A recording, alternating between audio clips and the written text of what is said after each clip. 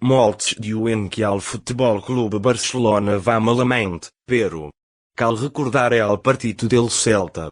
Els gols del Celta són per Bluetooth. Iago Aspas toca la pilota amb bondes especials per marcar. Lavors, és despula la roupa e celebra que el Bluetooth esteja. Iago Aspas a quer per Bluetooth. També altre a quer, l'arbitre va trocar el cronòmetre, amb ajuda de Wi-Fi 5G desde Amèrica. Els aquers va alargar el partit 6 minutos e l'arbitre va ativar Bluetooth al camp, perquè Iago Aspas, Marques fent servir Bluetooth.